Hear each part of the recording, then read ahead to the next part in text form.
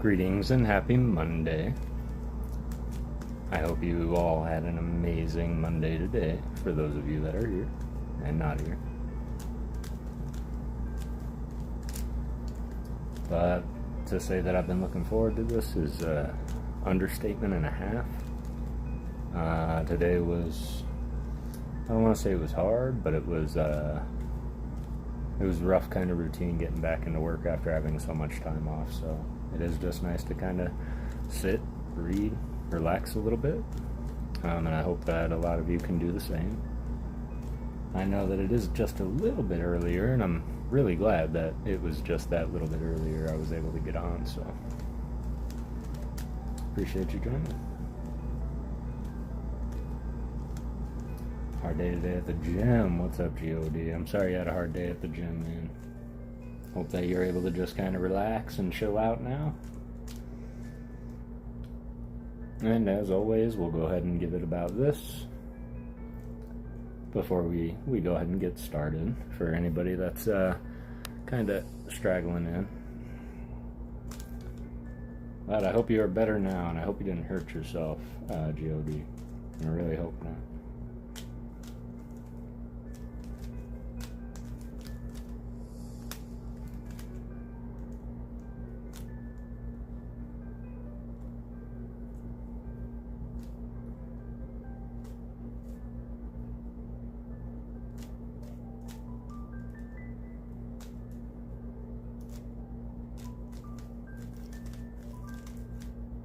Excited to get back into the story as well and see what's become of Dorothy.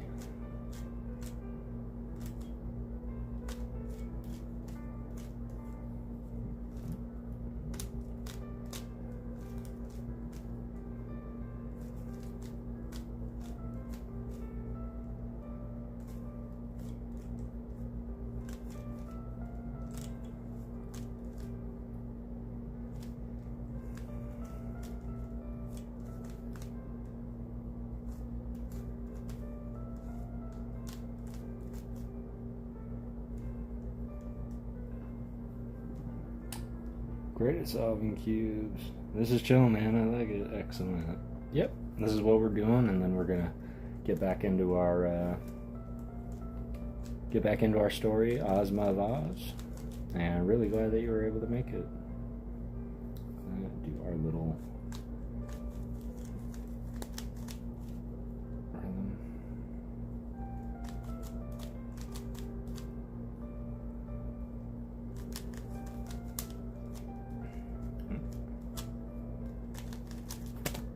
whoops.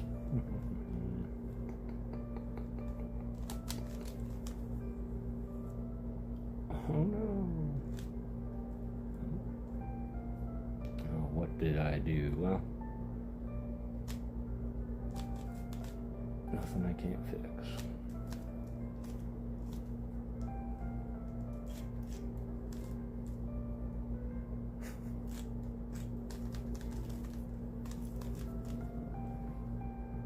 Brangus McGee, what's going on? At the end, though, I flip the corners. Yeah, that's sometimes an easy way out, and honestly, looks like that's probably what I should have did today, but nah, anything that scrambled can also be unscrambled. I have been solving so fast once that the corners did turn on me, and that hurt my time a little bit. But typically I do this for fun and purposely try to go a little slow, just to give those folks a little chance to get in. This seemingly was a happy accident. There we go. That should repair all the damage. Weird that was everything. Alright.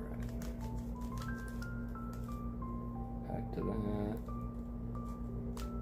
Algorithm again. Like that. Corners are actually all still matched up. That's actually pretty fun.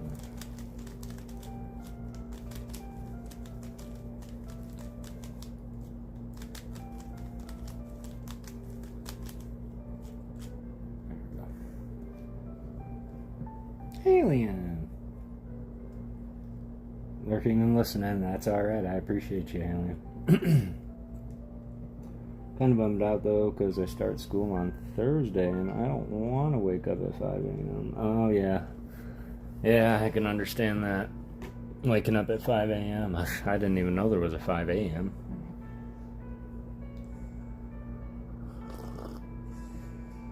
I'm just kidding. I'm just not much of a morning person. Having your back. I should change that. The description somehow gets copied from previous streams, and it's not the one that I set out. It typically happens in Streamlabs, so I'm going to have to get into Streamlabs and find out. I do have a very bad back.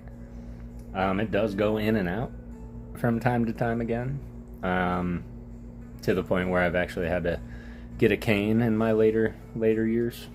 So I do have a cane that I do walk around with when needed. It's not an all the time thing, but yeah, it's just kind of like a glass back situation, and try to do my stretches. So I'm very thankful for all of my moderators. They're very good at reminding me to take breaks and stuff. But on Mondays I get to sit in my fancy gaming chair, and I have a pretty good back support, so I might lean back a little bit.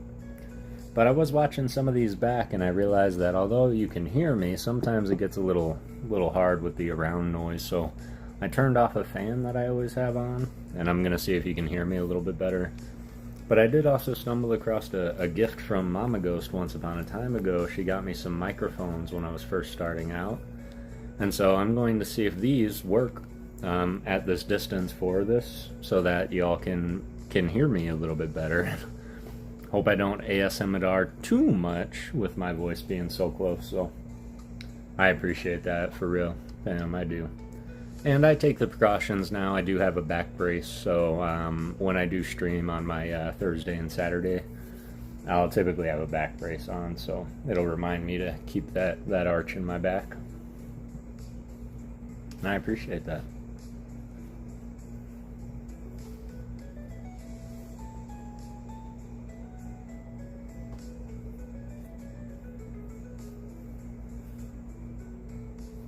It's good to see y'all. It really is. I was really looking forward to this exactly.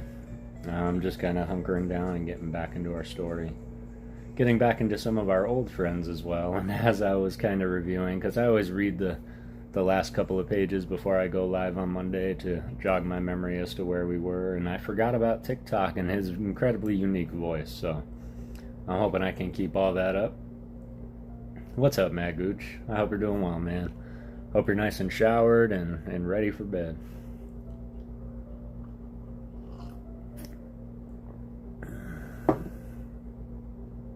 Man, that was incredibly fast, huh? Let me do it again.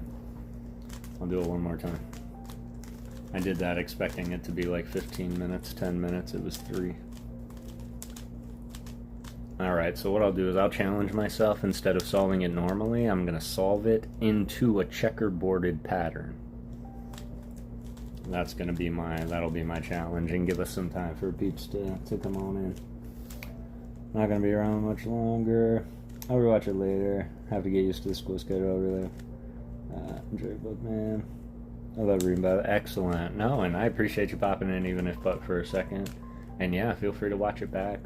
I am going to eventually, once I get a hold of Papa Ghost's computer for a little bit, I'll be able to go in and edit some videos, so I'll be able to put some time tags of when the chapters actually start, because I know I talk a lot, especially at the beginning, in the middle, and end, so I'm going to try and be better about that.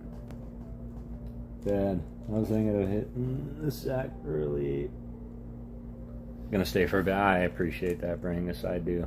So, if that's the case, then, for all of my friends who are here to be here for me, I do appreciate you. I will get this done too sweet, so that we can get started.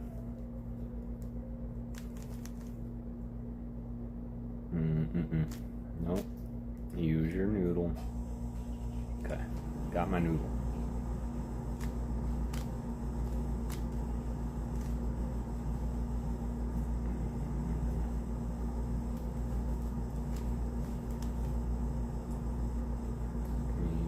Green, yellow, red. Psst. Lay down, Fluffernuss. You're okay. You're okay, Fluffernies. Just like that. So I'm gonna try and checkerboard it. And just like always.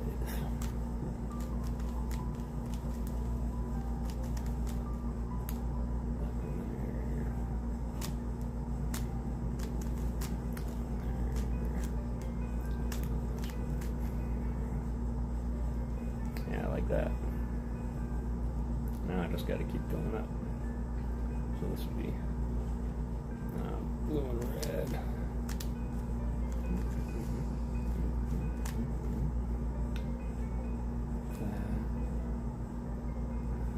Oh no, way to take something is wrong here. Can I just... then that ruins my... Okay. It was a good challenge. It was a good challenge for myself. But we're not gonna do that. It takes too much thought process right now.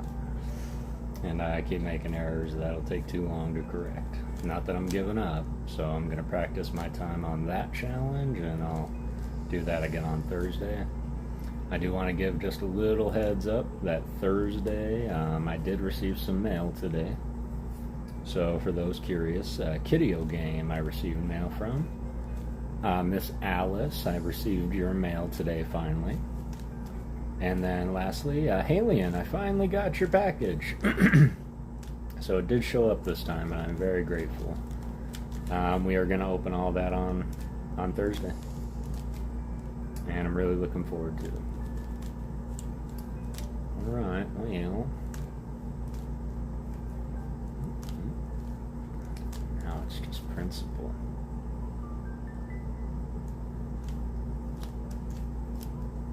And then Saturday, I'm also going to do another, per request, I'm going to do another Rubik's Cube tutorial. So this is your warning now. Go ahead and get your Rubik's Cubes.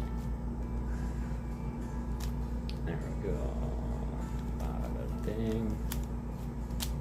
Bada boom. There we go.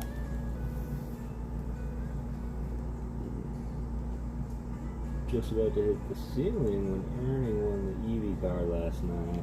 Was rooting for him. Oh my god, I know, right? That was insane. And he never wins anything, but I couldn't think of the Eevee card or the Pika card. Didn't he win the group Pika card? Did he win something else? He won that Eevee also? Because that would be insane. The Pika, alright, yeah, that's what I thought, yeah. Couldn't think of a better place for it than with the old man. It's definitely well deserved. Alright, y'all, that is about 14 minutes-ish. So I appreciate everybody who is here being here. And of course, those that do come in. Just gonna lay down that little disclaimer that I have, that I'm not gonna be looking at chat consistently. As I am gonna focus on the story and projecting to y'all. And but I do stop between chapters and take a look at the chat, but I do like to keep it moving. But I really appreciate y'all being here, and we're gonna do the next 7 chapters of Ozma of Oz, starting with chapter 8, The Hungry Tiger. Project away, Ghost Man. I appreciate you being here, JB. It's good to see you, fam. And you as well, Brangus. I know you guys have probably 1,000,009 better things that you could be doing, but to choose to relax and read and really means a lot to me. It's funny, I saw TikTok's name and I thought TikTok like the app, so I'm not going to do that. Alright, here we go. Chapter 8, The Hungry Tiger. The first thing Dorothy did was to rush to the embrace of the Scarecrow, whose painted face beamed with delight as he pressed her form to his straw-padded bosom. Then the Tin Woodman embraced her very gently, for he knew his tin arms might hurt her if he squeezed too roughly. These greetings having been exchanged, Dorothy took the key to Tick-Tock from her pocket and wound up the machine man's action, so that he could bow properly when introduced to the rest of the company. While doing this, she told them how useful Tick-Tock had been to her, and both the Scarecrow and Tin Woodman shook hands with the machine once more and thanked him for protecting their friend. Then Dorothy asked, "Where's Billina?" "I don't know," said the Scarecrow. "Who is Billina?" "She's a yellow hen who is another friend of mine," answered the girl anxiously. "I wonder what has become of her." She is in the chicken house, in the backyard," said the princess. "My drawing room is no place for hens." Without waiting to hear more, Dorothy ran to get Billina, and just outside the door, she came upon the Cowardly Lion still hitched to the chariot beside the great tiger. The Cowardly Lion had a big bow of blue ribbon fastened to his long hair between his ears, and the tiger wore a bow of red ribbon on his tail, just in front of the bushy end. In an instant, Dorothy was hugging the huge lion joyfully. "I'm so glad to see you again," she cried. "I am also glad to see you, Dorothy," said the lion. "We've had some fine adventures together, haven't we?" "Yes, indeed," she replied. "How are you?" "As cowardly as ever," the beast answered in a meek voice. "Every little thing scares me and makes my heart beat fast. But let me introduce you to a new friend of mine, the Hungry Tiger." "Oh, are you hungry?" she asked, turning to the other beast, who was just then yawning so widely that he displayed 2 rows of terrible teeth and a mouth big enough to startle anyone. "Dreadfully hungry," answered the tiger, snapping his jaws together with a fierce click. "Then why don't you eat something?" she asked. "It's no use," said the tiger sadly. "I've tried that, but I always get hungry again." "Why, it is the same with me," said Dorothy, "yet I keep on eating." "But you eat harmless things, so it doesn't matter," replied the tiger. "For my part, I'm a savage beast, and have an appetite for all sorts of poor living little creatures, from chipmunks to fat babies." "How dreadful," said Dorothy. "Isn't it, though?" returned the hungry tiger, licking his lips with a long red tongue. "Fat babies, don't they sound delicious? But I've never eaten any, because my conscience tells me that it's wrong. If I had no conscience, I would probably eat the babies and then get hungry again, which would mean that I'd sacrifice the poor babies for nothing. No, hungry when I was born, and hungry I shall die.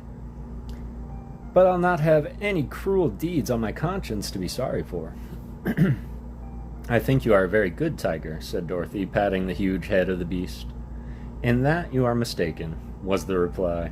"I am a good beast, perhaps, but a disgracefully bad tiger, for it is the nature of tigers to be cruel and ferocious, and in refusing to eat harmless living creatures, I am acting as no good tiger has ever before acted. That is why I left the forest to join my friend the Cowardly Lion." "But the lion is not really cowardly," said Dorothy. "I have seen him in the act, as brave as can be." "All a mistake, my dear," protested the lion gravely. "To others, I may seem brave at times, but I've never been in any danger that I was not afraid." "Nor I," said Dorothy truthfully. "But I must go and set free Billina, and then I will see you again." Then she ran around the backyard of the palace and soon found the chicken house. Being guided to it was a loud cackling and crowing and a distracting hubbub of sounds such as chickens make when they are excited. Something seemed to be wrong in the chicken house, and when Dorothy looked through the slats in the door, she saw a group of hens and roosters huddled in one corner, and watching what appeared to be a whirling ball of feathers. It bounded here and there about the chicken house, and at first Dorothy could not tell what it was, while the screeching of the chickens nearly deafened her. But suddenly, the bunch of feathers stopped whirling, and then, to her amazement, the girl saw Billina crouching upon the prostrate form of a speckled rooster. For an instant, they both remained motionless, and then, the yellow hen shook her wings to settle the feathers, and walked toward the door with a strut of proud defiance and a cluck of victory, while the speckled rooster limped away to the group of other chickens, trailing his crumpled plumage in a dust as he went.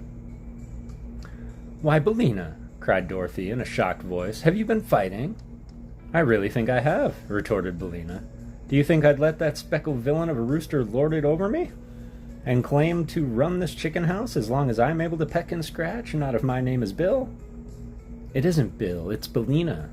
And you're talking slang, which is very undignified, said Dorothy reprovingly. Come here, Bellina, and I'll let you out, for Ozma of Oz is here to set us free. So the yellow hen came to the door, which Dorothy unlatched for her to pass through, and the other chickens silently watched them from their corner without offering to approach nearer. The girl lifted her friend in her arms and exclaimed, Oh, Bellina, how dreadful you looked. You've lost a lot of feathers, and one of your eyes is nearly pecked out, and your comb is bleeding. That's nothing, said Bellina. Just look at the speckled rooster. Didn't I do him brown? Didn't I do him up brown? Dorothy shook her head. I don't approve of this at all, she said, carrying Bellina away toward the palace. It isn't a good thing for you to associate with those common chickens. They would soon spoil your good manners, and you wouldn't be respectable anymore. I didn't ask to associate with them, replied Bellina. It is that cross old princess who was to blame. But I was raised in the United States and won't allow any one-horse chicken of this land of Ev to run over me and put on airs, as long as I can lift the claw in self-defense. Very well, Bellina, said Dorothy. We won't talk about it any more. Soon they came to the Cowardly Lion and Hungry Tiger, to whom the girl introduced the yellow hen. Glad to meet any friend of Dorothy's, said the lion politely. To judge by your present appearance, you are not as coward as I am. Your present appearance makes my mouth water, said the tiger, looking at Bellina greedily. My, how good you would taste if I could only crunch you between my jaws. But don't worry. You would only appease my appetite for a moment, so it isn't worthwhile to eat you. Thank you, said the hen, nestling closer in Dorothy's arms. Besides, it wouldn't be right, continued the tiger, looking steadily at Bellina and clicking his jaws together. Of course not, cried Dorothy hastily. Bellina is my friend, and you mustn't ever eat her under any circumstances. I'll try to remember that, said the tiger, but I am a little absent-minded at times. Then Dorothy carried her pet into the drawing room of the palace, where Tick-Tock, being invited to do so by Ozma, had seated himself between the Scarecrow and the Tin Woodman. Opposite to them sat Ozma herself and the Princess Langwidere. And beside them was a vacant chair for Dorothy. Around this important group was ranged the army of Oz, and as Dorothy looked at the handsome uniforms of the 27, she said, Why, they seem to be all officers. They are, all except one, answered the Tin Woodman. I have in my army 8 generals, 6 colonels, 7 majors, and 5 captains, besides 1 private for them, to command. I'd like to promote the private, for I believe no private should ever be in public life. And I've also noticed that officers usually fight better and are more reliable than common soldiers.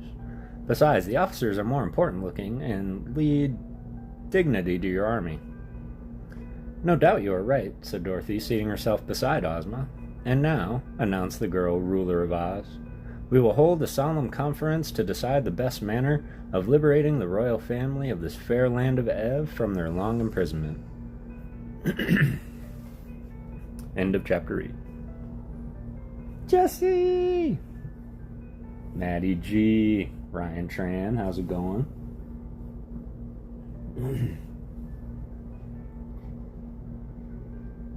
Just got started. That was the first chapter.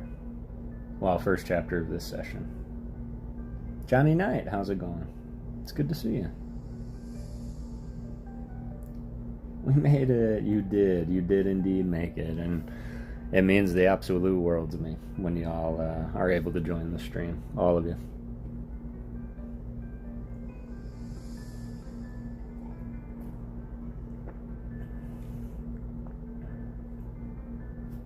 Hope you're having a good day so far, Jesse and Maddie. We're about to get into Chapter 9, The Royal Family of Ev.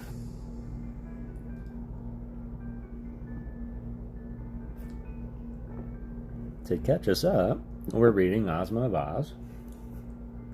Actually goes back to our friend Dorothy, who now finds herself in the land of Ev. But all of her friends from Oz just showed up, and they have to now save the royal family of Ev. So, that's where we are. And we're going to start Chapter 9, The royal family of Ev. The Tin Woodman was first to address the meeting. "To begin with," said he, "word came to our noble and illustrious ruler Ozma of Oz that the wife of 10 children, 5 boys and 5 girls, of the former king of Ev, by name Evaldo, have been enslaved by the Gnome King and are held prisoners in his underground palace. Also, that there was no one in Ev powerful enough to release them. Naturally, our Ozma wished to undertake the adventure of liberating the poor prisoners, but for a time she could find no way to cross the great desert between the two countries. Finally, she went to a friendly sorceress of our land named Glinda the Good, who heard the story and at once presented Ozma a magic carpet, which would continuously unroll beneath our feet and so make a comfortable path for us to cross the desert. As soon as she had received the carpet, our gracious ruler ordered me to assemble our army, which I did. You behold in these bold warriors the pick of all the finest soldiers of Oz, and, if we are obliged to fight the Gnome King, every officer, as well as their private, will battle fiercely until death." When Tik-Tok spoke, "Why should you fight the Gnome King?" he asked. "He has done no wrong." "No wrong?" cried Dorothy. "Isn't it wrong to imprison a queen mother and her 10 children?" "They were sold to the Gnome King by King Evildo," replied Tik-Tok. "It was the king of Ev who did wrong, and when he realized... Sorry, it'll take me a second. What he had done, he jumped into the sea and drowned himself." "This is news to me," said Ozma thoughtfully. "I'd suppose the Gnome King was all to blame in the matter, but in any case he must be made to liberate the prisoners." "My Uncle Evildo was a very wicked man," declared the Princess Languideer. "If he had drowned himself before he sold his family, no one would have cared. But he sold them to the powerful Gnome King in exchange for a long life, and afterward destroyed the life by jumping into the sea." "Then," said Ozma, "he did not get a long life, and the Gnome King must give up the prisoners. Where are they confined?" "No one knows exactly," replied the princess, "for the king, whose name is Rokat of the Rocks, owns a splendid palace underneath the great mountain, which is at the north end of his kingdom, and he has transformed the queen and her children into ornaments and bric-a-brac with which to decorate his rooms." "I'd like to know," said Dorothy, "who is this Gnome King?" "I will tell you," replied Ozma. "He is said to be the ruler of the underground world, and commands the rocks and all the rocks contain. Under his rule are many thousands of the gnomes, who are queerly shaped but powerful sprites that labor at the furnaces and forges of their king, making gold and silver and other metals, which they conceal in their crevices of the rocks, so that those living upon the earth's surface can only find them with great difficulty. Also, they make diamonds and rubies and emeralds, which they hide in the ground, so that the kingdom of the gnomes is wonderfully rich.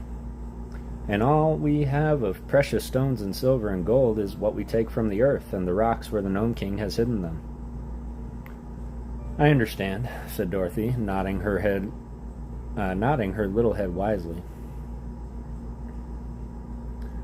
"For the reason that we often steal his treasures," continued Ozma, "the ruler of the underground world is not fond of those who live upon the earth's surface and never appear among us. If we wish to see King Rokat of the Rocks, we must visit his own country, where he is all-powerful, and therefore it will be a dangerous undertaking." "But for the sake of the poor prisoners," said Dorothy, "we ought to do it." "We shall do it," replied the Scarecrow, "although it requires a lot of courage for me to go near the furnaces of the Gnome King, for I am only stuffed with straw, and a single spark of fire might destroy me entirely." "The furnaces may also melt my tin," said the Tin Woodman, "but I am going." "I can't bear heat," remarked the Princess Languideer, yawning lazily, "so I shall stay at home, but I wish you may have success in your undertaking, for I am heartily tired of ruling this stupid kingdom, and I need more leisure in which to admire my beautiful heads." We do not need you," said Ozma, "for if with the aid of my brave followers I cannot accomplish my purpose, then it would be useless for you to undertake the journey." "Quite true," sighed the princess. So if you'll excuse me, I will now retire to my cabinet. I've worn this head quite a while, and I want to change it for another." When she had left them, and you may be sure no one was sorry to see her go, Ozma said to Tik-Tok, "Will you join our party?" "I am a slave of the girl Dorothy, who rescued me from prison," replied the machine. "Where she goes, I will go." "Oh, I am going with my friends, of course," said Dorothy quickly. "I wouldn't miss the fun for anything. Will you go too, Billina?" "To be sure," said Billina. In a careless tone, she was smoothing down the feathers of her back and not paying much attention. "Heat is just in her line," remarked the Scarecrow. "If she is nicely roasted, she will be better than ever." "Then," said Ozma, "we will arrange to start for the kingdom of the gnomes at daybreak tomorrow, and, in the meantime, we will rest and prepare ourselves for the journey."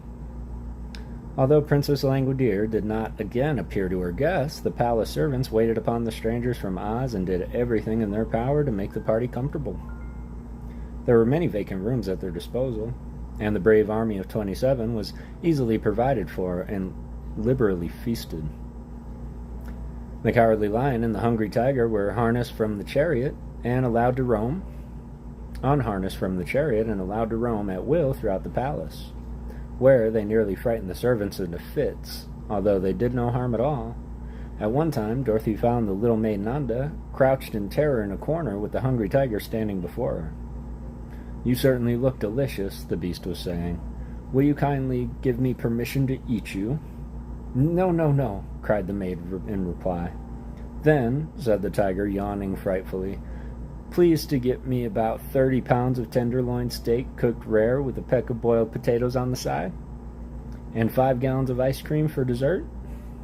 I'll do the best I can," said Nanda, and she ran away as fast as she could go. "Are you so very hungry?" asked Dorothy in wonder. "You can hardly imagine the size of my appetite," replied the tiger sadly. "It seems to fill my whole body from the end of my throat to the tip of my tail, and I'm very sure the appetite doesn't fit me, as it is too large for the size of my body. Someday, when I meet a dentist with a pair of forceps, I'm going to have it pulled." "What, your tooth?" asked Dorothy. "No, my appetite," said the Hungry Tiger.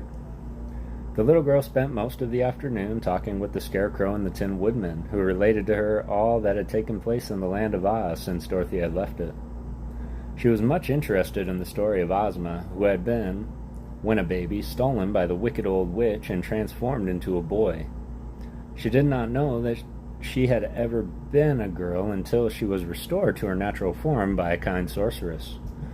Then it was found that she was the only child of the former ruler of Oz, and while entitled to rule in his place, Ozma had many adventures. However, before she regained her father's throne, and in these she was accompanied by the Pumpkin-Headed Man, a highly magnified and thoroughly educated Wogglebug, and a wonderful sawhorse that had been brought to life by means of the magic powder. The Scarecrow and the Tin Woodman had also assisted her. But the Cowardly Lion, who ruled the great forest as the king of beasts, knew nothing of Ozma until after she became the reigning princess of Oz. Then he journeyed to the Emerald City to see her, and on hearing she was about to visit the land of Ev to set free the royal family of that country, the Cowardly Lion begged to go with her, and brought along his friend the Hungry Tiger as well.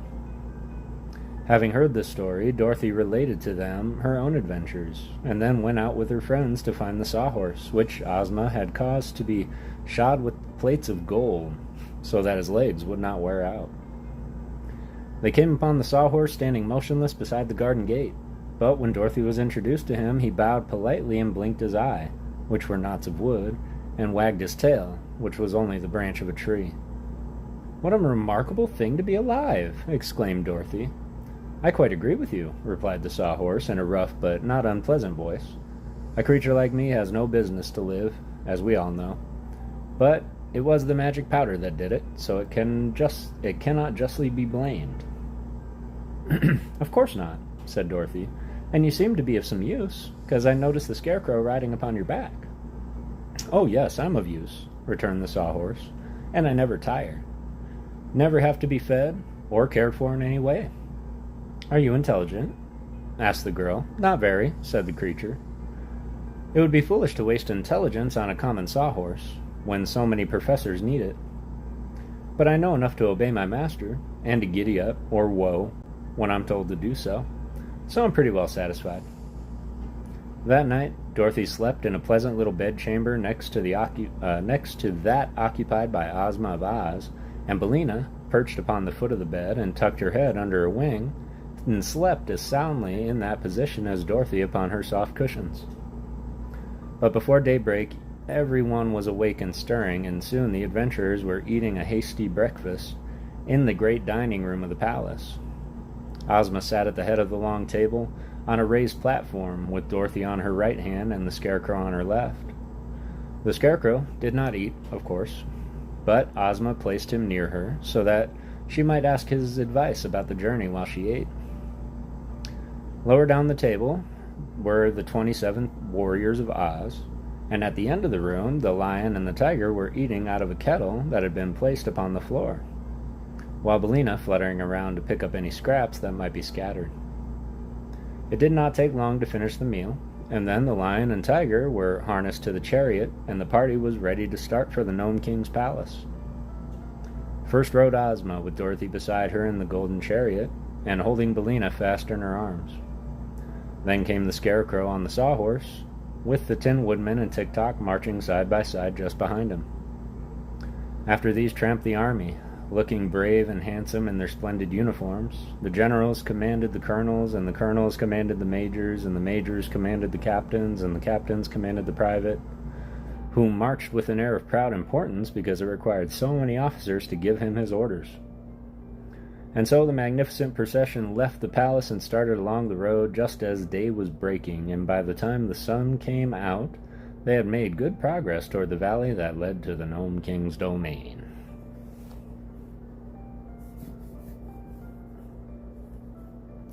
Just finished showing Matt's James jacket. We need to...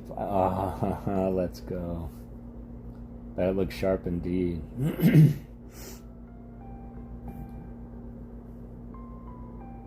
Hey, Stafford, what's going on, brother? Hey, Radio. How's it going? It's good to see you, Radio. Appreciate you all being here for story time. It was I don't want to keep saying like it was a rough day, because the day was fairly simple. But having so much time off and then going back into work, and everything kind of changed while I was away. They sent me to another place I'm not used to. They took my team and disbanded it, all for a good reason, and I'm always happy to help, but it was just a lot to come back to today, so getting back into the reading and relaxing, it was something that I was really looking forward to doing today. So I appreciate you all being here for this in these 7 chapters.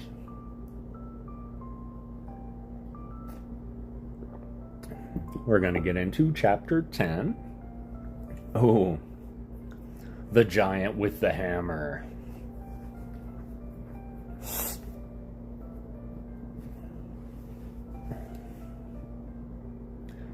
The road led for a time through a pretty farm country, and then past a picnic grove that was very inviting. But the procession continued to steadily advance, while Billina cried in an abrupt and commanding manner, "Wait, wait!" Ozma stopped her chariot so suddenly that the Scarecrow's sawhorse nearly ran into it, and the ranks of army tumbled over one another before they could come to a halt. Immediately, the yellow hen struggled from Dorothy's arms and flew into a clump of bushes by the roadside.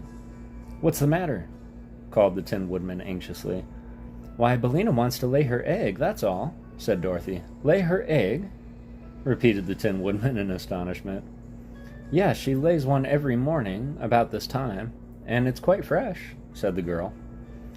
"But does your foolish old hen suppose that this entire cavalcade, which is bound on an important adventure, is going to stand still while she lays her egg?"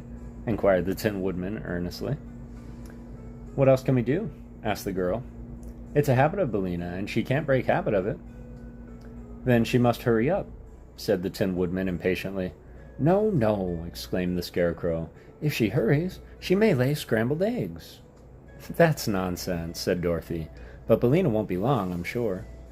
So they stood and waited, although all were restless and anxious to proceed, And by the by, the yellow hen came from the bushes, saying, "Cut, cut, cut, cut, cut-ah, cut, cut, cut-ah." "What is she doing, singing her lay?" asked the Scarecrow. "Forward, march!" shouted the Tin Woodman, waving his axe, and the procession started as Dorothy had once more grabbed Billina in her arms. "Isn't anyone going to get my egg?" cried the hen in great excitement. "I'll get it," said the Scarecrow, and at his command the Sawhorse pranced into the bushes. The straw man soon found the egg, which he placed in his jacket pocket. The cavalcade, having moved rapidly on, was even then far in advance, but did not take the Sawhorse long to catch up with it. And presently the Scarecrow was riding in his accustomed place behind Ozma's chariot. "What shall I do with the egg?" he asked Dorothy. "I do not know," the girl answered. "Perhaps the hungry tiger would like it." "It would not be enough to fill the back of my teeth," remarked the tiger. "A bushel of them, hard-boiled, might take a little of the edge off my appetite. But one egg isn't good for anything at all, that I know of." "No, it wouldn't even make a sponge cake," said the Scarecrow thoughtfully. "The Tin Woodman might carry it with his axe and hatchet, but after all, I may as well keep it myself for a souvenir." So he left it in his pocket. They had now reached the part of the valley that lay between the two high mountains which Dorothy had seen from her tower window. And that far end was the third great mountain, which blocked the valley and was the northern edge of the land of Ev. It was underneath this mountain that the Gnome King Palace was said to be, but it would be some time before they reached that place.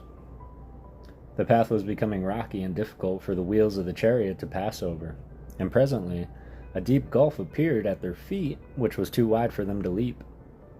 So Ozma took a small square of green cloth from her pocket and threw it upon the ground. At once it became a magic carpet and unrolled itself far enough for all the cavalcade to walk upon.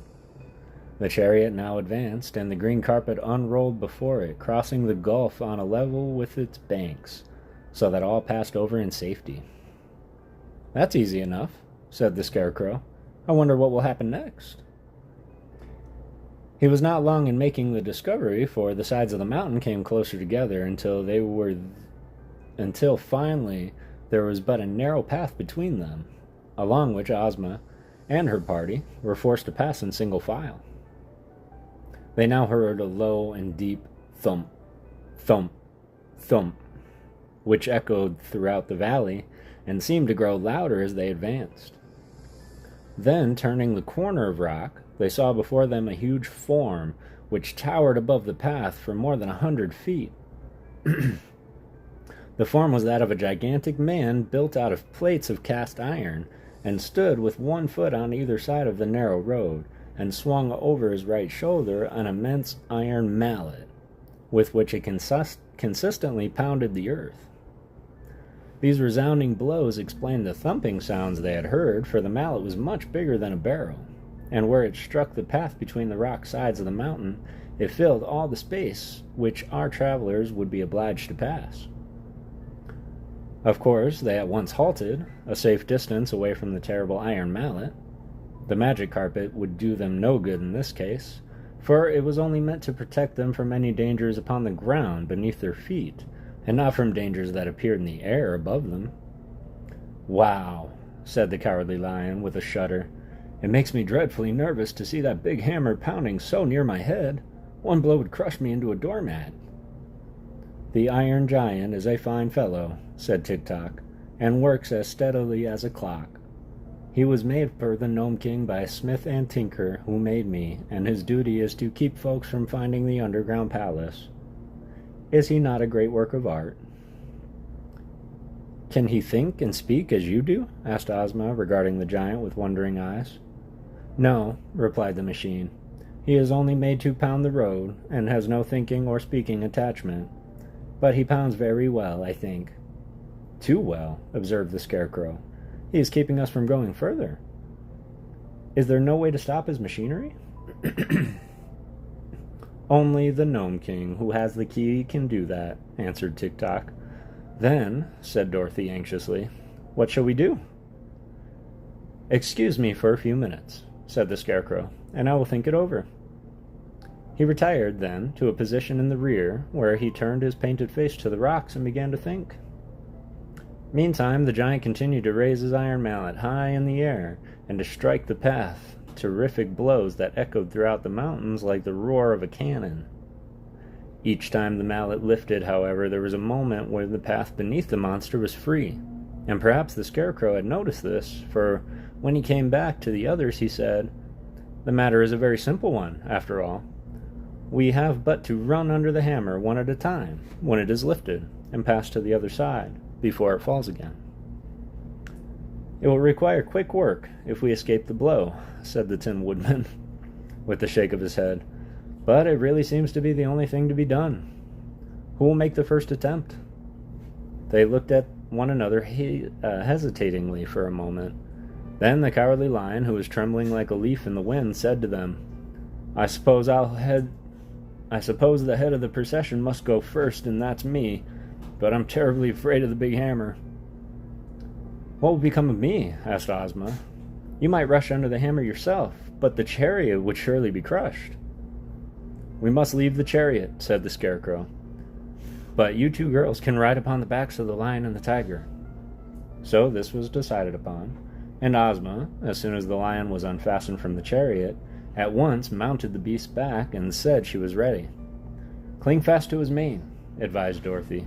"I used to ride him myself, and that's the way I held on." So Ozma clung fast to the mane, and the lion crouched in the path and eyed the swinging mallet carefully until he knew just the instant it would begin to rise in the air. Then, before anyone thought he was ready, he made a sudden leap straight between the Iron Giant's legs, and before the mallet struck the ground again, the lion and Ozma were safe on the other side. The tiger went next. Dorothy sat upon his back and locked her arms around his striped neck, for he had no mane to cling to. He made the leap straight and true as an arrow from a bow, and ere Dorothy realized it, she was out of danger and standing by Ozma's side.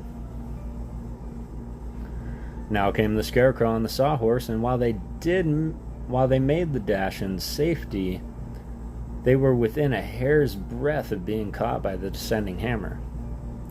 Tick-Tock walked up to the very edge of the spot the hammer struck, and as it was raised for the next blow, he calmly stepped forward and escaped its descent.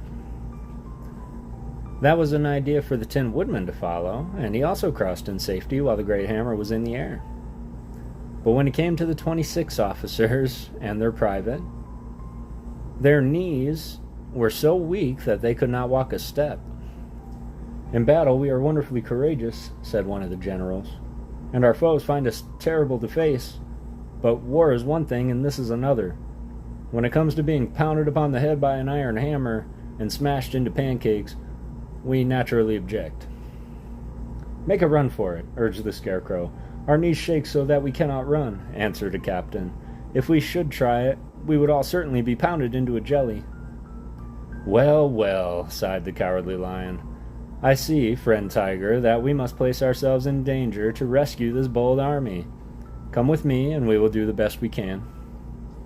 So Ozma and Dorothy, having already dismounted from their backs, the lion and tiger leapt back again under the awful hammer, and returned with two generals clinging to their necks.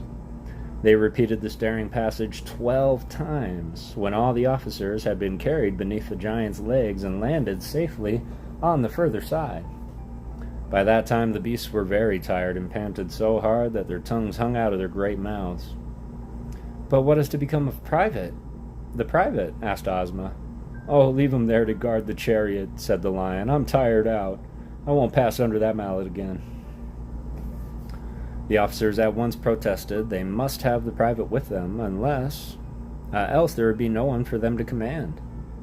But neither the lion nor tiger would go after him, and so the Scarecrow sent the Sawhorse. Either the wooden horse was careless, or it failed to properly time the descent of the hammer, for the mighty weapon caught it squarely upon its head, and thumped it against the ground so powerfully that the private flew off his back high into the air and landed upon one of the giant's cast-iron arms. Here he clung on desperately while the arm rose and fell with each one of his rapid strokes. The Scarecrow dashed in to rescue the Sawhorse and had his left foot smashed by the hammer before he could pull the creature out of danger. They then found that the Sawhorse had been badly dazed by the blow, for while the hard wooden knot of which his head was formed could not be crushed by the hammer, both his ears were broken off, and he would be unable to hear a sound until some new ones were made for him. Also, his left knee was cracked and had to be bound up with a string.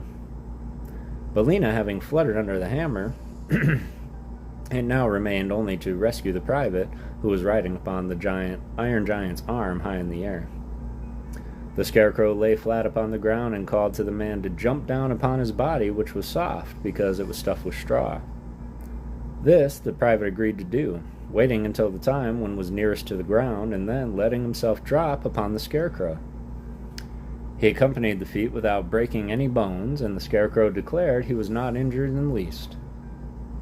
Therefore, the Tin Woodman having by this time fitted new ears to the Sawhorse, the entire party proceeded upon its way, leaving the giant to pound the path behind them. Raiders? Yo, what's up, Alex? I appreciate that raid, man. Sorry, it's more of a reading stream tonight as opposed to the whole Pokemon thing, but I really appreciate you popping in, bringing your people with you. It's really good to see you, brother. Lori! It's good to see you. Hope you had a good day. And yes, thank you. Hope everybody had a great Monday.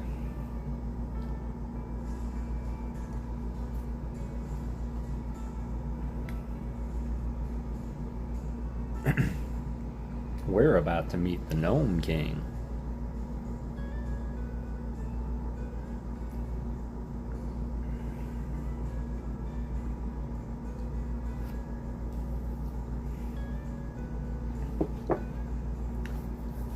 Chapter 11, The Gnome King. By and by, when they drew near the mountain that blocked their path, and which was the furthermost edge of the kingdom of Ev, the way grew dark and gloomy for the reason that the high peaks on either side shut out the sunlight.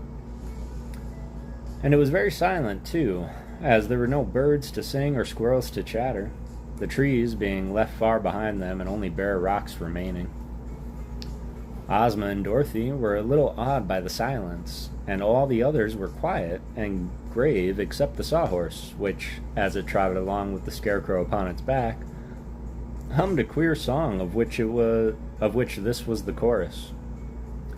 Would a wooden horse in a wooden land go? Aye, I sigh, he would, although he had not had a wooden head, he'd mount the mountain top instead.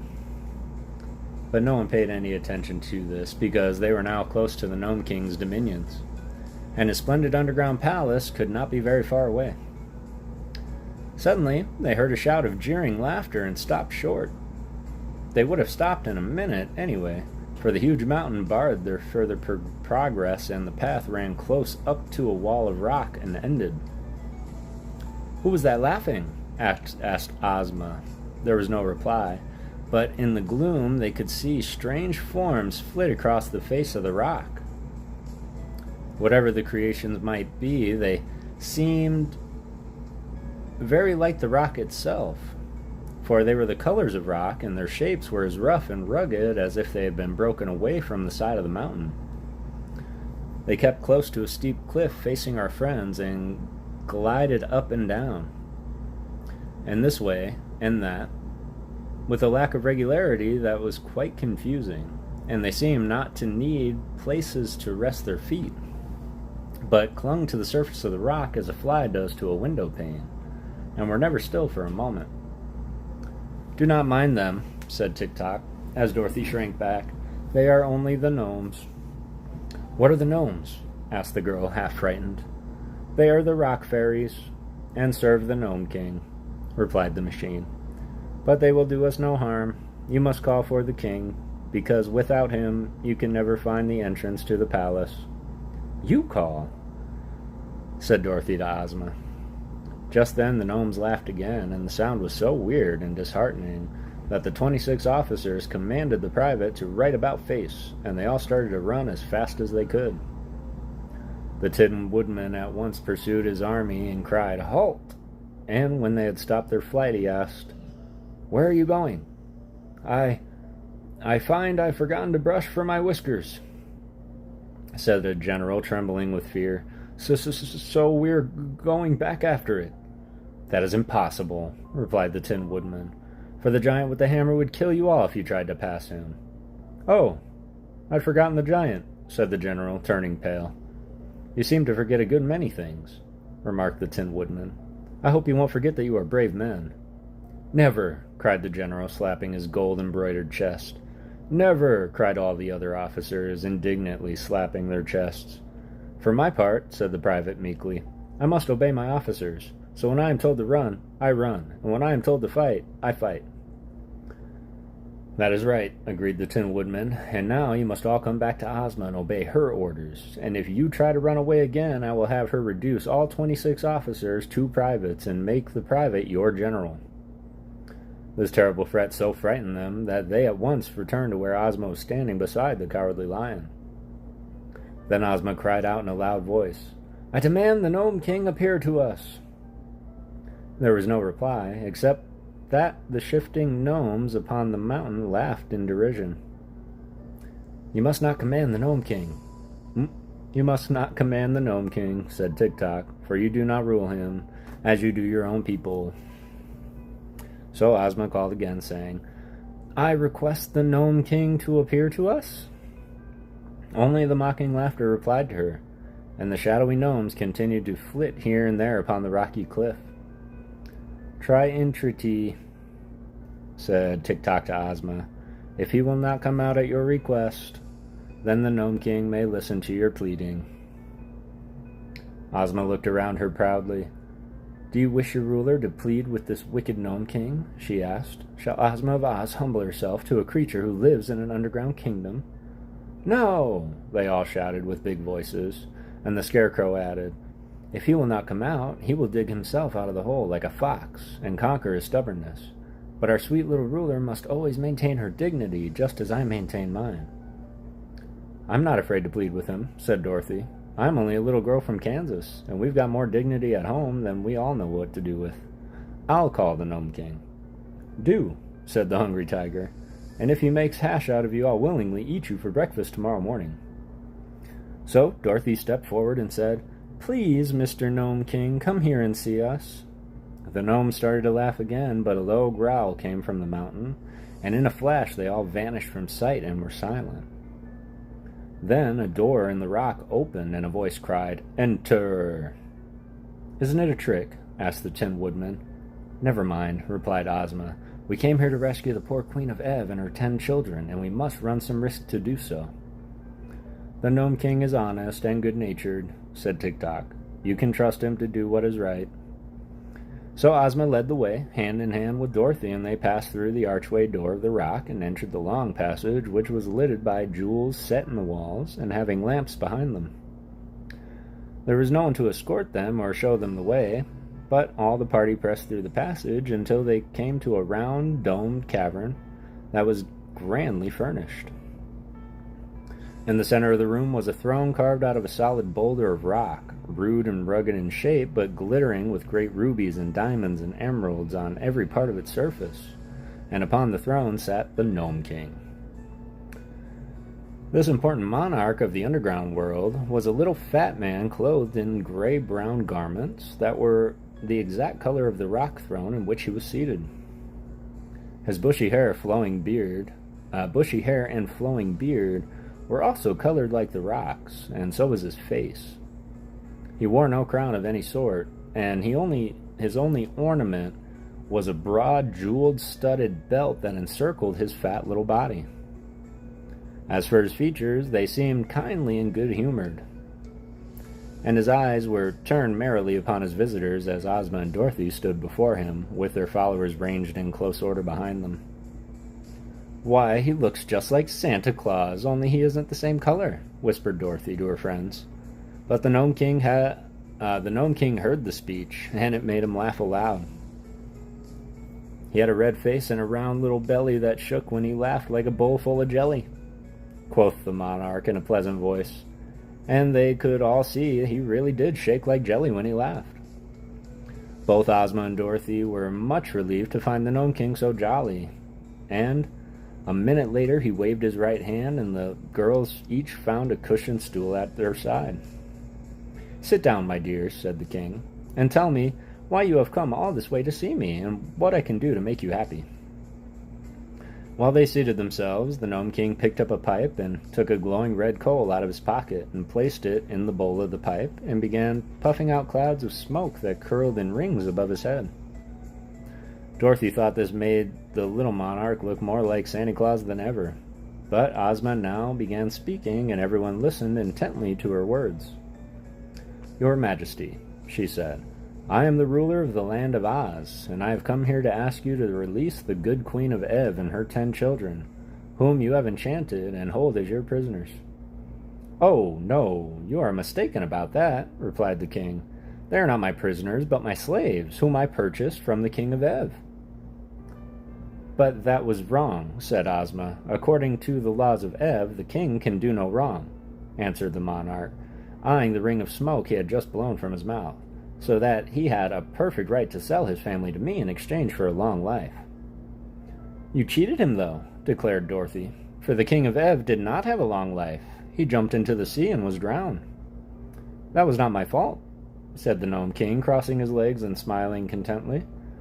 "I gave him a long life, all right, but he destroyed it." "Then how could it be a long life?" asked Dorothy. "Easily enough," was the reply. "Now suppose, my dear, that I gave you a pretty doll in exchange for a lock of your hair, and that after you received the doll you smashed it into pieces and destroyed it. Could you say that I had not given you the pretty doll?" "No," answered Dorothy. "And could you, in fairness, ask me to return you the lock of hair just because you smashed the doll?"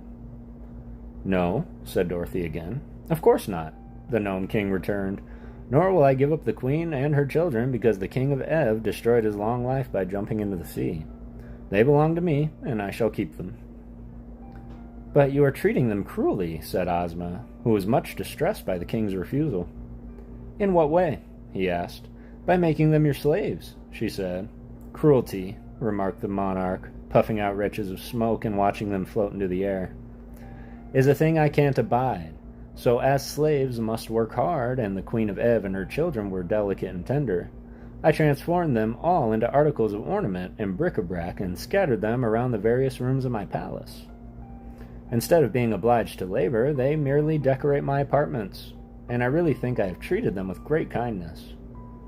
But what a dreadful fate that is!" exclaimed Ozma earnestly, and the kingdom of Ev is in great need of its royal family to govern it. If you will liberate them and restore them to their proper forms, I will give you 10 ornaments to replace each one you lose. The Gnome King looked grave. "Suppose I refuse?" he asked. "Then," said Ozma firmly, "I am here with my friends and my army to conquer your kingdom and oblige you to obey my wishes." The Gnome King laughed until he choked, and he choked until he coughed, and he coughed until his face turned from grayish-brown to bright red, and then he wiped his eyes with a rock-colored handkerchief and grew grave again. "You are as brave as you are pretty, my dear," he said to Ozma, "but you have little idea of the extent of the task you have undertaken. Come with me for a moment." He rose and took Ozma's hand, leading her to a little door at one side of the room. This he opened, and they stepped out upon the balcony, from whence they obtained a wonderful view of the underground world. A vast cave extended for miles and miles under the mountain. In every direction were furnaces and forges, glowing brightly, and gnomes hammering upon the precious metals or polishing gleaming jewels. All around the walls of the cave were thousands of doors of silver and gold, built into the solid rock, and these extended in rows far away into the distance, as far as Ozma's eyes could follow them. While the little maid from Oz gazed wonderingly upon the scene, the Gnome King uttered a shrill whistle, and at once all the silver and gold doors flew open, and solid ranks of gnome soldiers marched out from every one. So great were their numbers that they quickly filled the immense underground cavern and forced the busy workmen to abandon their tasks. Although this tremendous army consisted of rock-colored gnomes, all squat and fat, they were clothed in glittering armor of polished steel, inlaid with beautiful gems. Upon his brow each wore a brilliant electric light, and they bore sharp spears and swords and battle-axes of solid bronze. It was evident that they were perfectly trained, for they stood in straight rows, rank after rank, with their weapons held exact and true, as if awaiting the word of the command to level them upon their foes. "This," said the Gnome King, "is but a small part of my army. No ruler upon earth has ever dared to fight me, and no ruler ever will, for I am too powerful to oppose." He whistled again, and at once the martial array filed through the silver and gold doorways and disappeared, after which the workmen again resumed their labors at the furnaces. Then, sad and discouraged, Ozma of Oz turned to her friends, and the Gnome King calmly reseated himself on his rock throne. "It would be foolish for us to fight," the girl said to the Tin Woodman, "for our brave 27 would be quickly destroyed. I'm sure I do not know how to act in this emergency." "Ask the king where his kitchen is," suggested the tiger. "I am hungry as a bear." "I might pounce upon the king and tear him to pieces," remarked the cowardly lion. "Try it," said the monarch, lighting his pipe with another hot coal, which he took from his pocket. The lion crouched low and tried to spring upon the Gnome King, but he hopped only a little way into the air, and came down again in the same place, not being able to approach the throne by even an inch. "It seems to me," said the Scarecrow thoughtfully, "that our best plan is to wheedle His Majesty into giving up his slaves, since he is too great a magician to oppose." "This is the most sensible thing any of you have suggested," declared the Gnome King. "It is folly to threaten me, but I am so kind-hearted that I cannot stand coaxing or wheedling. So if you really wish to accomplish anything by your journey, my dear Ozma, you must coax me." "Very well," said Ozma more cheerfully. "Let us be friends, and talk this over in a friendly manner." "To be sure," agreed the king, his eyes twinkling merrily. "I am very anxious," she continued, "to liberate the Queen of Ev and her children, who are now ornaments and bric-a-brac in your Majesty's palace, and to restore them to their people. Tell me, sir, how this may be accomplished." The king remained thoughtful for a moment, after which he asked, "Are you willing to take a few chances and risks yourself in order to set free the people of Ev?" "Yes, indeed," answered Ozma eagerly. "Then," said the Gnome King, "I will make you this offer. You shall go alone and unattended into my palace and examine carefully all that the rooms contain.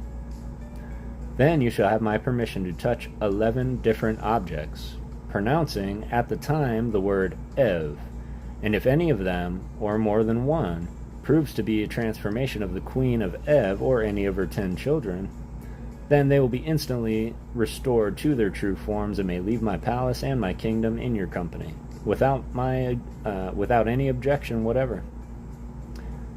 It is possible for you, in this way, to free the entire 11. But if you do not guess all the objects correctly, and some of the slaves remain transformed, then each of your friends and followers may, in turn, enter the palace and have the same privileges I grant you." "Oh, thank you! Thank you for this kind offer," said Ozma eagerly. "I make but one condition," added the Gnome King, his eyes twinkling. "What is it?" she inquired. "If none of the 11 objects you touch prove to be the transformation of any of the royal family of Ev, then, instead of freeing them, you will yourself become enchanted and transformed into article of bric-a-brac or an ornament. This is only fair and just, and is the risk you declare you are willing to take." "Yeah, no thanks, Gnome King." "Hey, Adam Jones, how's it going? Hungry Hollow, how you doing, man?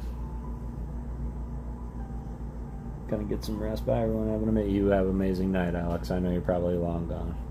Mama Ghost! Hi, Mama Ghost. I love you too, Mama. It's good to see you.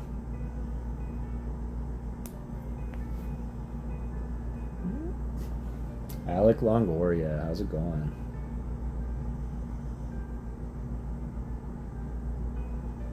I didn't know he was in the story.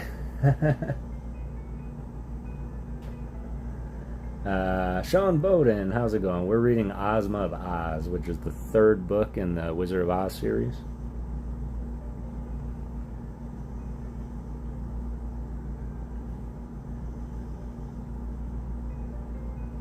Yeah, it's good to see you guys. I appreciate you being here. 7 of you chilling with me.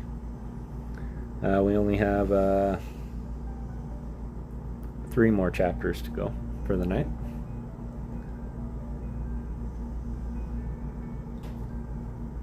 I'm going to take this time and refill my coffee right quick. Just chilling.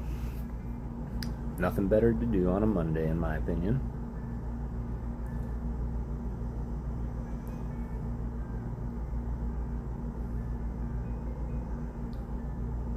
Sweet. I'm going to refresh my coffee. I'll be right back.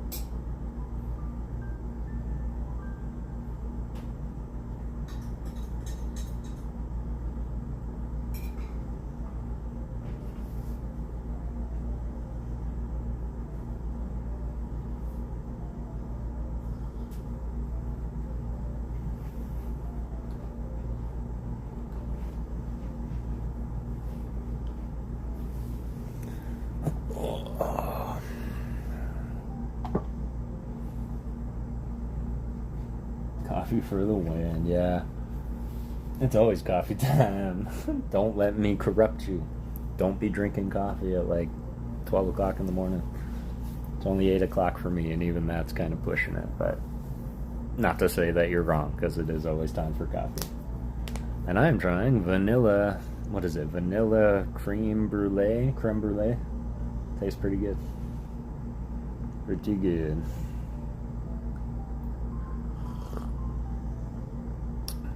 This is a great story. I'm loving the Gnome King being all, yeah, go into my palace, touch 11 things. If you touch any of the royal family, they'll transform and go, and if you don't find them all, let every single one of you try.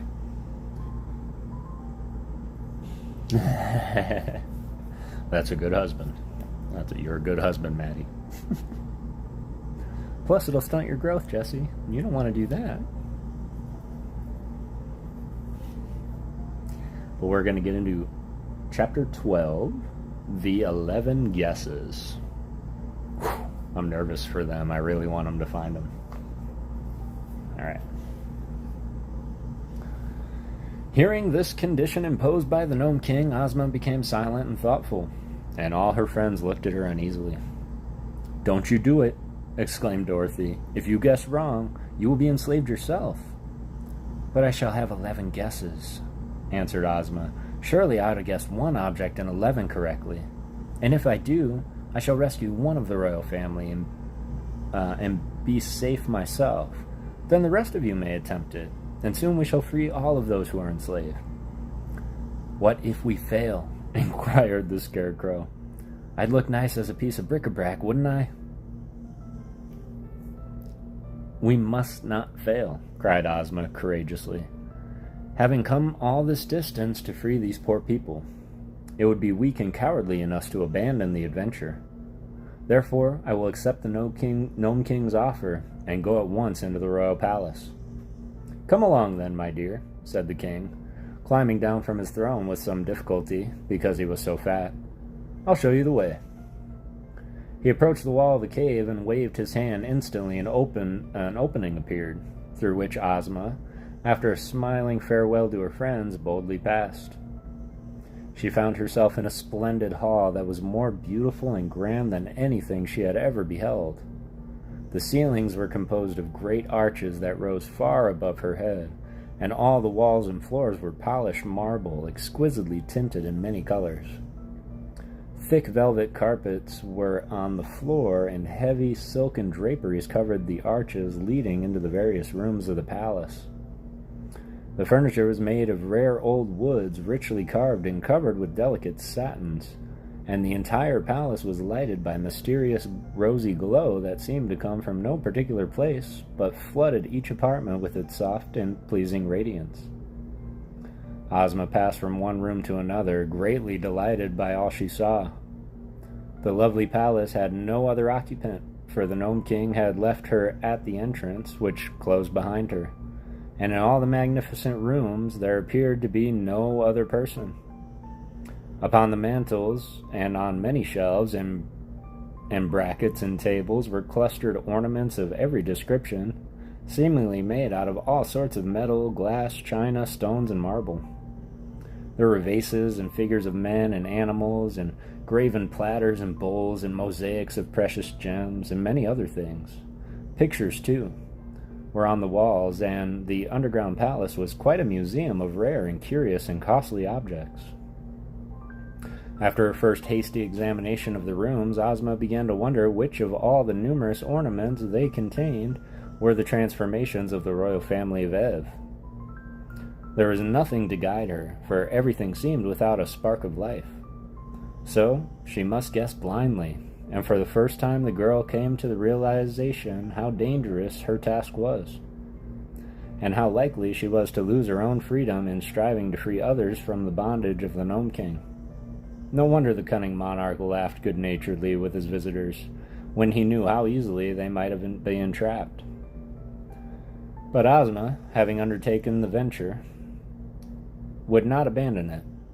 She looked at a silver candelabra that had 10 branches and thought, "This may be the Queen of Ev and her 10 children."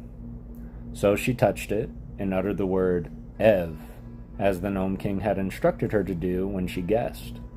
But the candelabra remained as it was before. Then she wandered into another room and touched a china lamb, thinking it might be one of the children she sought. But again she was unsuccessful.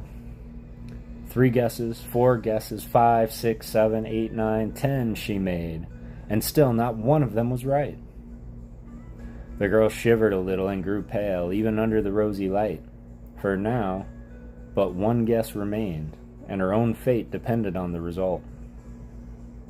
She resolved not to be hasty, and strolled through all the rooms once more, gazing earnestly upon the various ornaments, and trying to decide which she would touch. Finally, in despair, she decided to leave it entirely to chance. She faced the doorway of her room, shut her eyes tightly, and then, thrusting aside the heavy draperies, she advanced blindly with her right arm outstretched before her. Slowly, softly, she crept forward until her hand came in contact with an object upon a small round table. She did not know what it was, but in a low voice she pronounced the word Ev. The rooms were quite empty of life after that. The Gnome King had gained a new ornament, for upon the edge of the table rested a pretty grasshopper that seemed to have been formed from a single emerald. It was all that remained of Ozma of Oz. In the throne room just beyond the palace, the Gnome King suddenly looked up and smiled. "Next," he said in a pleasant voice. Dorothy, the Scarecrow, and the Tin Woodman, who had been sitting in anxious silence, each gave a start of dismay and stared into one another's eyes. "Has she failed?" asked Tik-Tok. "So it seems," answered the little monarch cheerfully. "But that is no reason one of you should not succeed. The next may have 12 guesses instead of 11, for there are now 12 persons transformed into ornaments." Well, well, which of you goes next?" "I'll go," said Dorothy. "Not so," replied the Tin Woodman. "As commander of Ozma's army, it is my privilege to follow her and attempt to rescue." "Away you go, then," said the Scarecrow, "but be careful, old friend." "I will," promised the Tin Woodman. And then he followed the Gnome King to the entrance to the palace, and the rock closed behind him. That was a short chapter. Coffee all day or day. AM to PM, I identify with that. I appreciate that, Matt. Well, I grew up in a family that drank coffee all the time. Like, for me. I wouldn't say I grew up with a family that did. My grandpa liked coffee a lot, especially after dinner. But I will say that when I moved here and Mike taught me the concept of drinking hot coffee in the hot summer sun to lower my body temperature, like internally, to make everything seem cooler. So I am that guy that drinks hot coffee in the 100 degrees.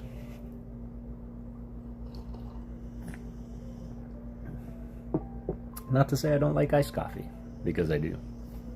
Like, I wasn't expecting that chapter to be so short. And Ozma, no! And it sounds like there's no indication as to what, who the person might be. Like, Ozma turned into a little grasshopper made from an emerald. Is there anything indicating that's going to be Ozma? Besides, it's an emerald. That's a good indicator. Yeah, it lowers your core body temperature because you're normally like, 98.6. So if you drink hot coffee, you can kind of regulate it. It raises your body temperature so the outside doesn't feel as hot is really what's happening. But I say it lowers your body temperature because it feels like it is. I might just be totally off my rocker too. That could be. Science is crazy. The more you know. But don't quote me on it. But I'm pretty sure. Whether that's proven or just something he told me, I believed it. So we only have 2 chapters left now. And I doubt it's going to take me 15 minutes to read 1 chapter of these. Especially if each chapter is going to be a person going in. But let's see how the Tin Woodman does. Chapter 13, The Gnome King Laughs. And the moment the king returned to his throne and relighted his pipe, the rest of the little band of adventurers settled themselves for another long wait.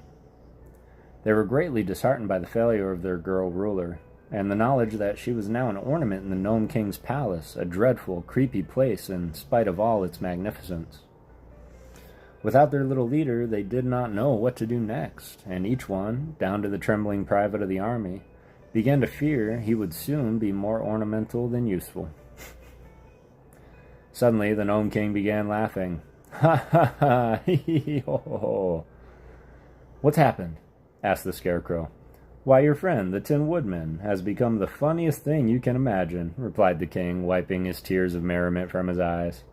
No one would ever believe he could make such an amusing ornament. Next. They gazed at each other with sinking hearts.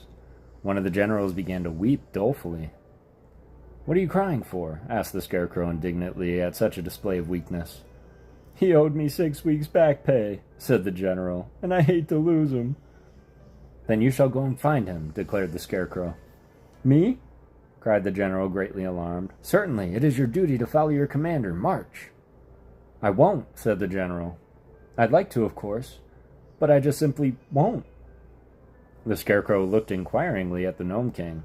Never mind, said the jolly monarch. If he doesn't care to enter the palace and make his guesses, I'll throw him into one of my fiery furnaces. I'll go. Of course I'm going, yelled the general, as quick as scat. Where's the entrance? Where is it? Let me go at once. So the Gnome King escorted him into the palace and again returned to wait the result. What the general did, no one could tell, but it was not long before the king called out for the next victim, and the colonel was forced to try his fortune. Thus, one after another, all of the 26 officers filed into the palace and made their guesses, and became ornaments. Meantime, the king ordered refreshments to be served to those waiting, and at his command a rudely shaped gnome entered, bearing a tray. This gnome was not unlike the others that Dorothy had seen, but he wore a heavy gold chain around his neck to show that he was the chief steward of the Gnome King. And he assumed an air of much importance, and even told his majesty not to eat too much cake late at night, or he would be ill. Dorothy, however, was hungry, and she was not afraid of being ill, so she ate several cakes and found them good, and also she drank a cup of excellent coffee made of richly flavored clay, browned in the furnaces and then ground fine, and found it most refreshing and not at all muddy. Of all the party which had started upon this adventure, the little Kansas girl was now left alone with the Scarecrow, Tick-Tock, and the private for counselors and companions. Of course, the Cowardly Lion and Hungry Tiger were still there, but they, having also eaten some of the cakes, had gone to sleep at one side of the cave, while upon the other side stood the Sawhorse, motionless and silent, as became a mere thing of wood. Billina had quietly walked around and picked up the crumbs of cake which had been scattered, and now, as it was long after bedtime, she tried to find some dark place in which to go to sleep.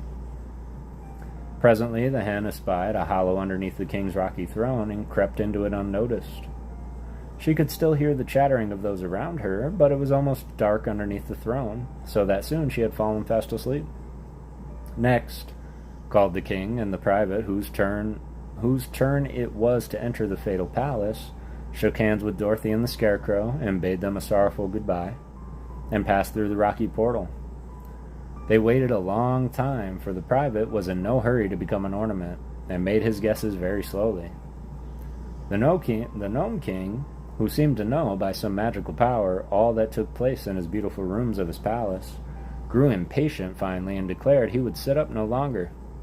"I love ornaments," he said, "but I can wait until tomorrow to get more of them. So, as soon as that stupid private is transformed, we will all go to bed and leave the job to be finished in the morning." "Is it so very late?" asked Dorothy. "Why, it's after midnight," said the king, "and that strikes me as being late enough. There is neither night nor day in my kingdom, because it is under the earth's surface, where the sun does not shine. But we have to sleep, just the same as upstairs people do, and for my part, I'm going to bed in a few minutes."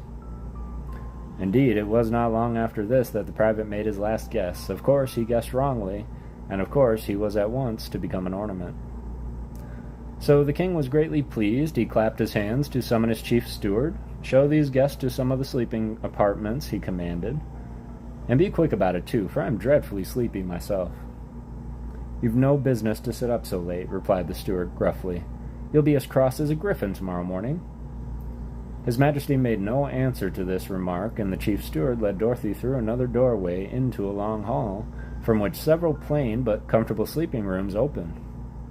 The little girl was given the first room, and the Scarecrow and Tick-Tock the next, although they never slept, and the Lion and Tiger the third.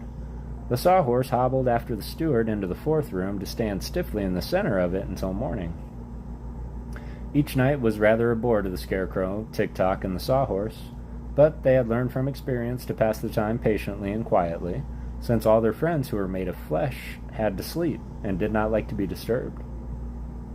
When the chief steward had left them alone, the Scarecrow remarked sadly, "I am in great sorrow over the loss of my old comrade, the Tin Woodman. We have had many dangerous adventures together, and escaped them all, and now it grieves me to know he has become an ornament, and is lost to me forever." "He was always an ornament, an ornament to society," said Tick-Tock. "True, but now the Gnome King laughs at him and calls him the funniest ornament in all the palace. It will hurt my poor friend's pride to be laughed at," continued the Scarecrow sadly. "We will make rather absurd ornaments ourselves tomorrow," observed the machine in his monotonous voice. Just then Dorothy ran into the room in a state of great anxiety, crying, "Where's Billina? Have you seen Billina? Is she here?" "No," answered the Scarecrow. "Then what has become of her?" asked the girl. "Why, I thought she was with you," said the Scarecrow. "Yet I do not remember seeing the yellow hen since she picked up the crumbs of cake." "We must have left her in the room where the king's throne is," decided Dorothy, and at once she turned and ran down the hall to the door through which they had entered. But it was fast closed and locked on the other side, and the heavy slab of rock proved to be thick, that no sound could pass through it. So Dorothy was forced to return to her chamber. The Cowardly Lion stuck his head into her room to try and console the girl for the loss of her feather friend. "The yellow hen is well able to take care of herself," said he, "so don't worry about her, but try to get all the sleep you can. It has been a long and weary day, and you need rest." "I'll probably get lots of rest tomorrow, when I become an ornament," said Dorothy sleepily. But she lay down upon the couch nevertheless, and in spite of all her worries was soon in the land of dreams.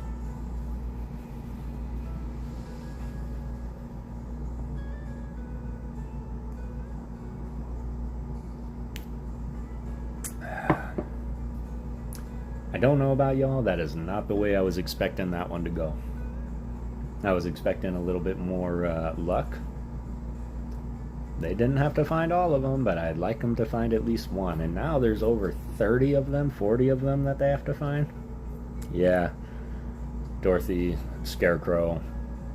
Of course, TikTok, I think, is going to make the best educated decisions. Let me know what y'all think. But, chapter 14, and going to be our last chapter for the night.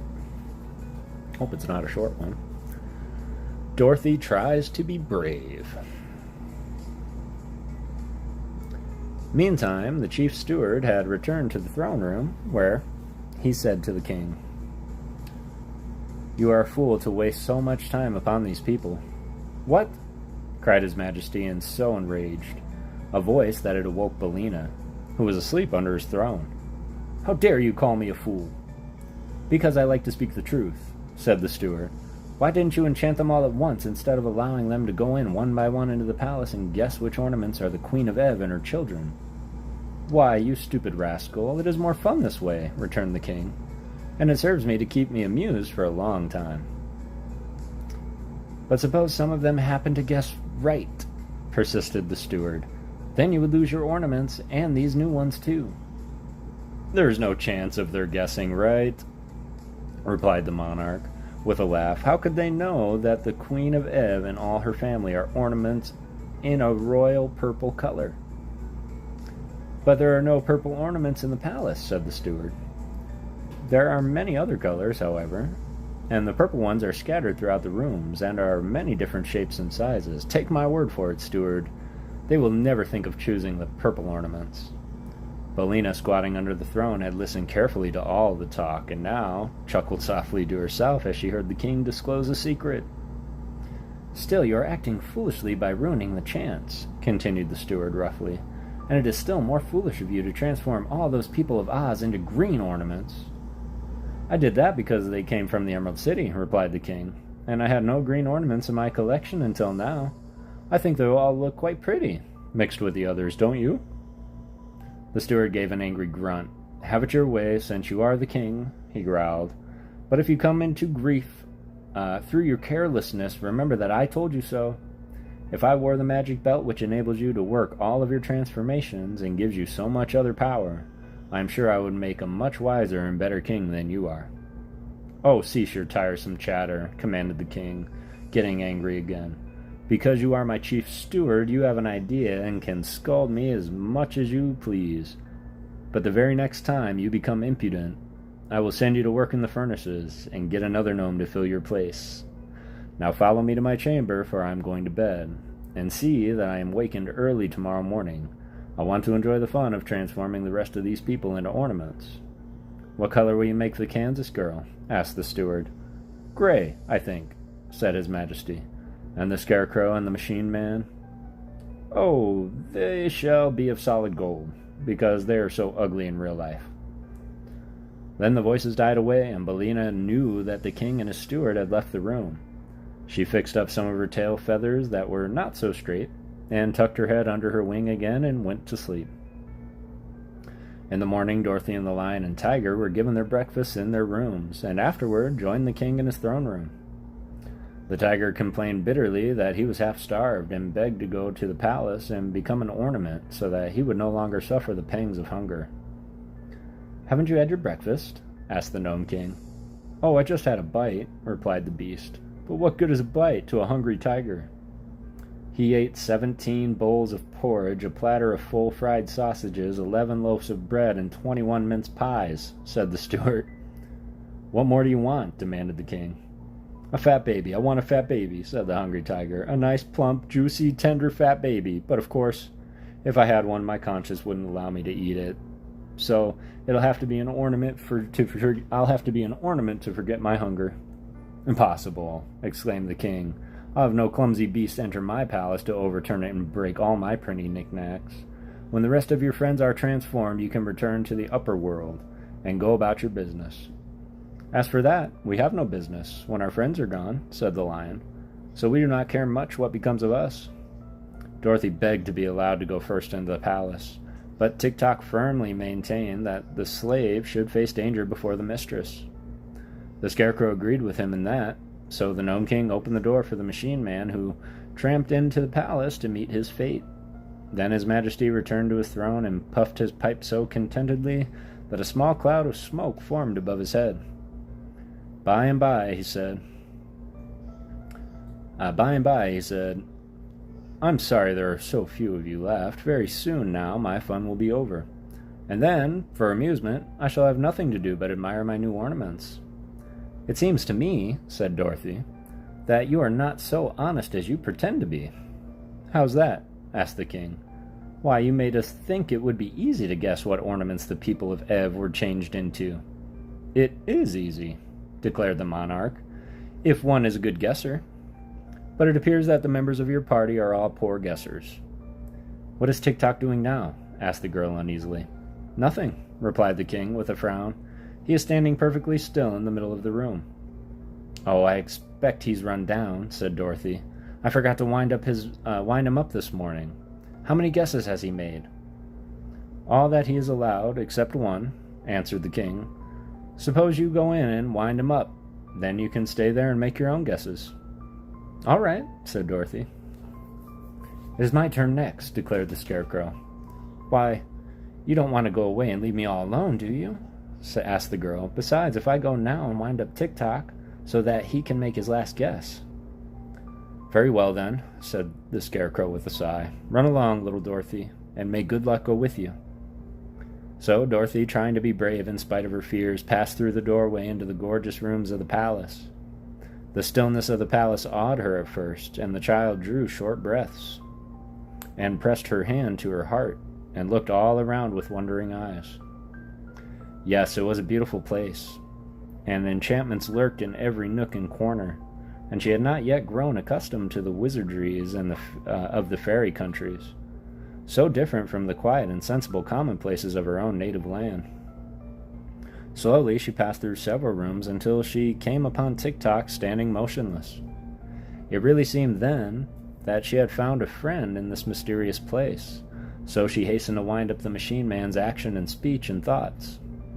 Thank you, Dorothy, were his first words. I have now one more guess to make. Oh, be very careful, Tik-Tok, won't you? Cried the girl. Yes, but the Gnome King has us in his power, and he has set a trap for us. I fear we are all lost. I fear so too, said Dorothy sadly. If Smith and Tinker had given me a guessing clockwork attachment, continued Tik-Tok, I might have defied the Gnome King. But my thoughts are plain and simple, and are not of much use in this case. Do the best you can, said Dorothy encouragingly, and if you fail, I will watch and see what shape you are changed into. So Tik-Tok touched a yellow glass face that had daisies painted on one side, and he spoke at the same time the word Ev. In a flash the Machine Man had disappeared, and although the girl looked quickly in every direction, she could not tell which of the many ornaments the room contained had a moment before her faithful friend and servant. So all she could do was to accept the hopeless task set her. So all she could do was to accept the hopeless task set her and make her guesses and abide by the result. It can't hurt very much, she thought, for I haven't heard any of them scream or cry out. Not even the poor officers. Dear me, I wonder if Uncle Henry or Aunt Em will ever know what I have become an ornament in the Gnome King's palace, and must stand for ever and ever in one place and look pretty, except when I'm moved to be dusted. It isn't the way I thought I'd turn out at all, but suppose it can't be helped. She walked through all the rooms once more and examined with care all the objects they contained. But there were so many, they bewildered her, and she decided, after all, as Ozma had done, that it could be only guesswork at the best.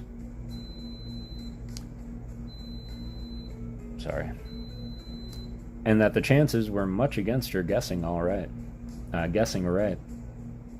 Timidly, she touched an alabaster bowl and said, Ev. That's one failure anyhow, she thought. But how am I to know which thing is enchanted and which is not? She next touched the image of a purple kitten that stood in the corner of a mantel, and as she pronounced the word Ev, the kitten disappeared, and a pretty fair-haired boy stood beside her. At the same time, a bell rang somewhere in the distance, and as Dorothy started back, partly in surprise and partly in joy, the little one exclaimed, "Where am I? And who are you? And what has happened to me?" "Well, I declare," said Dorothy, "I've really done it." "Done what?" asked the boy. "Saved myself from being an ornament," replied the girl with a laugh, "and saved you from being forever a purple kitten." "A purple kitten?" he replied. "There is no such thing." "I know," she answered, "but there was a minute ago. Don't you remember standing on the corner of a mantel?" "Of course not. I am the Prince of Ev, and my name is Evering," the little one announced proudly. "But my father, the king, sold my mother and all her children to a cruel ruler of the gnomes, and after that I remember nothing at all." "A purple kitten can't be expected to remember everything. Can't be expected to remember, Evering," said Dorothy. "But now you are yourself again, and I am going to try and save some of your brothers and sisters, and perhaps your mother as well, so come with me." She seized the child's hand and eagerly hurried here and there, trying to decide which object to choose next. The third guess was another failure, and so was the fourth and fifth. Little Evering could not imagine what she was doing, but he trotted along beside her very willingly, for he liked the new companion he had found.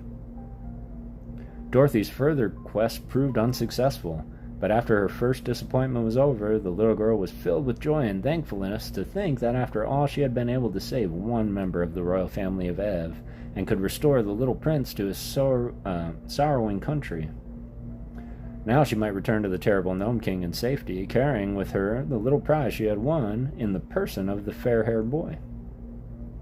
So she retraced her steps until she found the entrance to the palace, and she approached the massive doors of rock opened of their own accord, allowing both Dorothy and Evering to pass the portals and enter the throne room. Ha ha ha.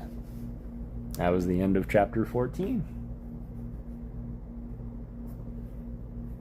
And I am so proud of Dorothy.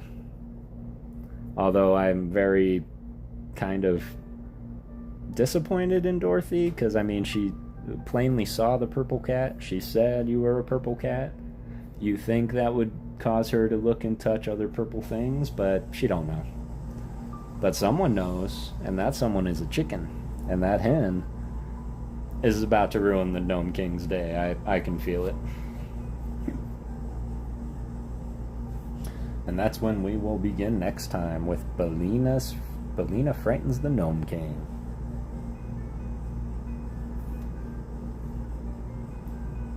I hope you all enjoyed this story time.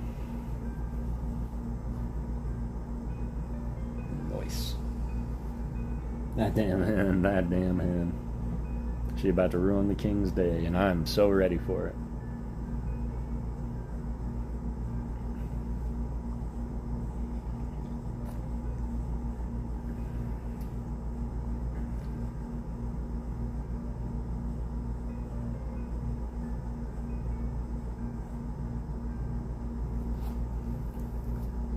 Is there anybody live right now that we can maybe think about raiding here in a second?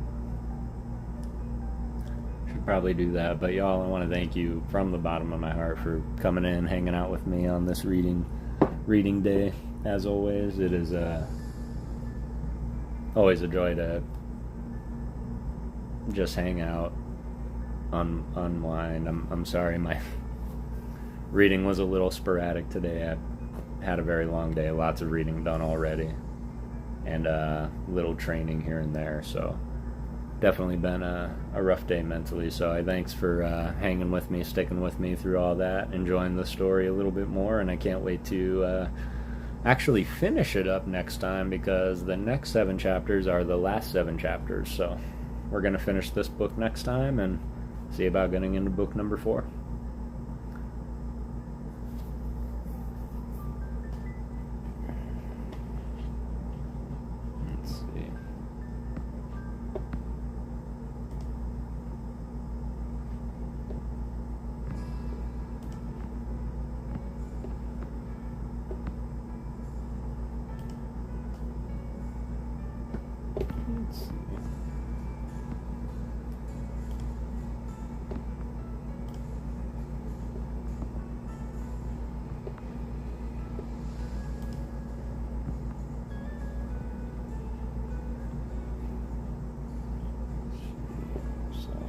So UP Fiend Dagger.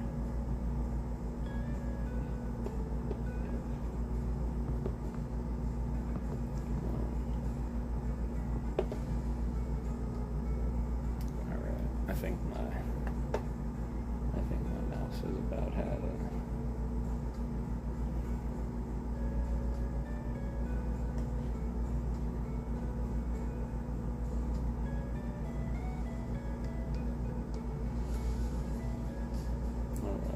Well, we can go to UPV.